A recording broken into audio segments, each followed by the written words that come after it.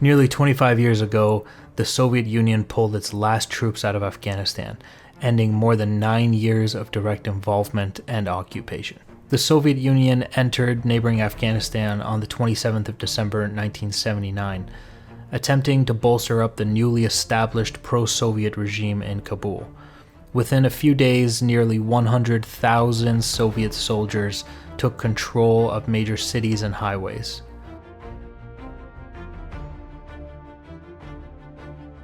Rebellion and resistance to Soviet occupation was swift and broad in Afghanistan.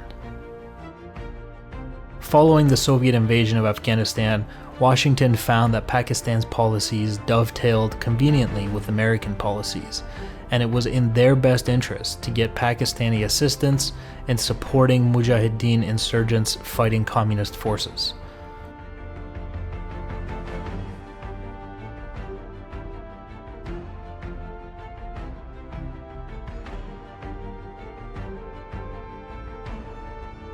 Thus, Pakistani and US agents collaborated in organizing and arming militants proliferating in Afghan refugee camps in Pakistan.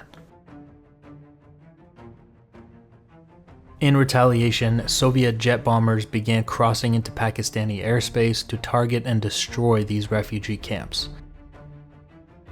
The Pakistani military deployed J-6 fighters capable of Mach 1. These J-6 fighters are essentially Chinese-built MiG-19s. They were intended to defend the border, but these proved too slow and the patrol and radar coverage was too spotty. These issues resulted in none of the Soviet raids being intercepted.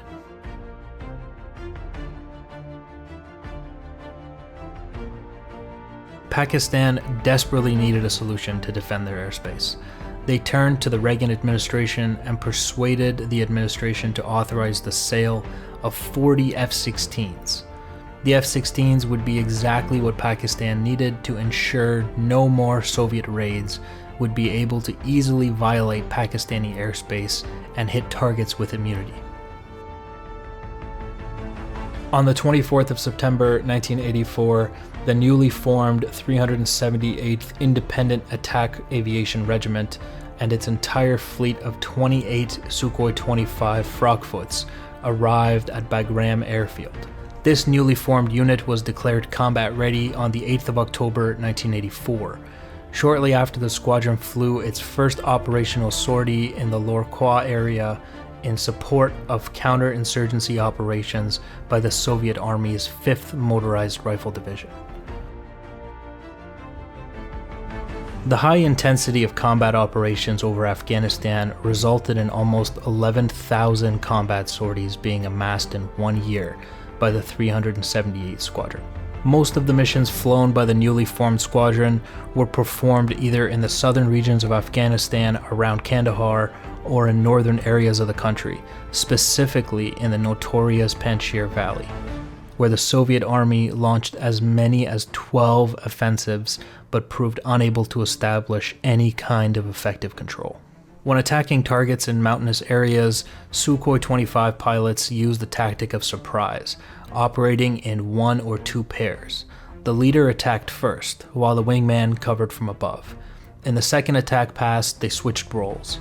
The Su-25 pilots attempted to mount each subsequent attack from a different direction, as to avoid AAA fire and stingers. Su-25 pairs or 4 aircraft flights involved in such missions usually flew at altitudes of between 2,000 and 4,000 feet, while undertaking visual searches for enemy vehicles. Thanks to the Su-25's armor protection providing reliable resistance to small arms fire from the ground, dropping bombs and firing rockets from such low altitudes resulted in accurate hits. There were 12 occasions when the 378th Su-25 Frogfoots returned with only 1 engine as a result of combat damage. Although the accuracy of the bombs and rockets was not under question, but the effectiveness of some munition types were. More than 80% of incendiary munitions dropped in Afghanistan failed to initiate any fires. As the Russians soon learned, this was due to the lack of oxygen at higher elevations of the Afghan terrain, which quickly starved any fire of its oxygen fuel.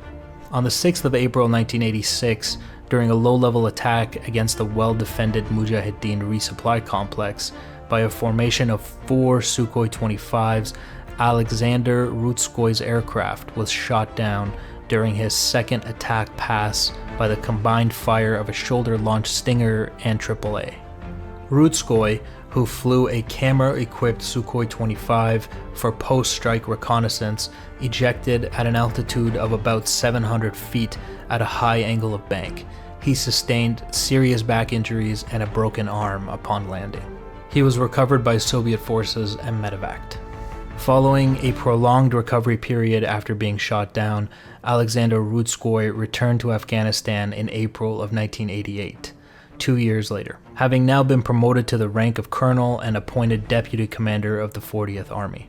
Despite the seniority of his new position, Rutskoy continued flying and fighting the Mujahideen as he had done in 1986. In fact, his fellow Su-25 pilots claimed that he now seemed to be even more aggressive in his pursuit of the enemy. They speculated it was revenge for being shot down, or maybe he was looking forward to receiving more combat awards.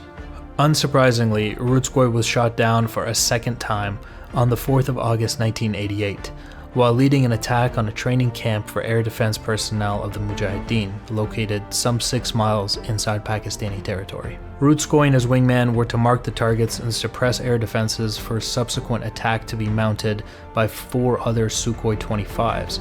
Rutskoy's wingman was to drop illumination bombs, and then Rutskoy was going to attack the air defense positions identified by the muzzle flashes. As Rutskoy turned towards the target shortly after twilight, his Su-25 came under attack by a lone Pakistani F-16A, courtesy of the Reagan administration. This F-16 had been scrambled from Miran Shah Air Base well in advance of the Frogfoots' arrival. Although the Su-25 pair attempted defensive maneuvering, spiraling towards the ground after detecting that they had been painted by the F-16 search radar. Rutskoy's aircraft took a hit from an AIM-9L Sidewinder. His wingman was able to escape thanks to his defensive maneuvers. Rutskoy once again managed to eject from the uncontrollable Su-25 and descended safely well inside Pakistani territory. Shortly afterwards, he was taken as a prisoner of war. Although he was released 6 weeks later, thanks to diplomatic pressure exerted by both the Soviet government and its intelligence services on their Pakistani counterparts. Rutskoy would go on to enter Russian politics and became the vice president of the Russian Federation in 1991. Rutskoy went on to launch an unsuccessful coup d'etat to remove then-President Boris Yeltsin in October of 1993. Rutskoy's interim presidency was never acknowledged outside of Russia. After a 2-week standoff and violence erupting on the streets of Moscow, on the 4th of October 1993, the parliament buildings were taken back by Yeltsin's military forces. Rutskoy and his supporters were arrested and charged with organization of mass disturbance. On the same day, Yeltsin officially dismissed Rutskoy as vice president and fired him from his military forces. Rutskoy was imprisoned in a Moscow prison until the 26th of February 1994, when he was released.